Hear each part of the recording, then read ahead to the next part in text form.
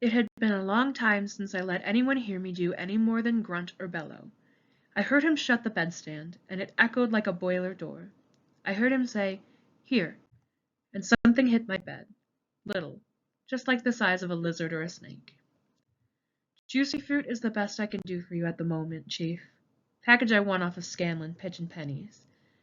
And then he got back in bed. And before I realized what I was doing, I told him thank you.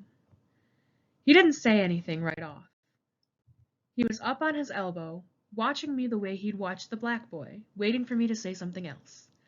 I picked up the package of gum off the bedspread, and I held it in my hand and told him thank you. It didn't sound like much because my throat was rusty and my tongue creaked. He told me that I sounded a little out of practice, and he laughed at that.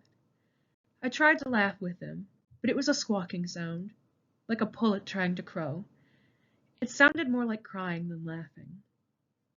He told me not to hurry, that he had till 6:30 in the morning to listen if I wanted to practice. He said a man been still so long as me probably had a considerable lot to talk about, and he lay back on his pillow and waited. I thought for a minute of something to say to him, but the only thing that came to my mind was the kind of thing that one man can't say to another because it sounds wrong in words. When he saw I couldn't say anything, he crossed his hands behind his head and started talking to himself. What I was wondering, Chief, are you biding your time towards the day you decide to lay into them? No, I told him. I couldn't. Couldn't tell them off? It's easier than you think. You're a lot bigger, tougher than I am. How's that? I didn't get you, Chief. I worked some spit down my throat. You're bigger and tougher than I am. You can do it. Me? Are you kidding? Criminy, look at you. You stand a head taller than any man on the ward. There ain't a man in here you couldn't turn every way but loose, and that's a fact. No, I'm way too little. I used to be big, but not no more. You're twice the size of me. I've been talking crazy, ain't I?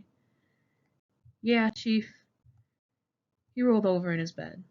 You've been talking crazy. It wasn't what I wanted to say. I can't say it all. It don't make sense. I didn't say it didn't make sense, Chief. I just said it was talking crazy. He didn't say anything after that for so long that I thought he had gone to sleep. I wished I'd told him good night. I looked over at him, and he was turned away from me. His arm wasn't under the covers, and I could make out the aces and eights tattooed there. It's big, I thought. Big as my arm used to be when I played football. I wanted to reach over and touch the place where he was tattooed to see if he was still alive. He's layin' awful quiet, I told myself. I ought to touch him to see if he's still alive. That's a lie. I know he's still alive. That ain't the reason I want to touch him. I want to touch him because he's a man. That's a lie, too. There are other men around. I could touch them. I want to touch him because I'm one of those queers. But that's a lie, too. That's just one fear hiding behind another. If I was one of these queers, I'd want to do other things with him. I just want to touch him because he is who he is.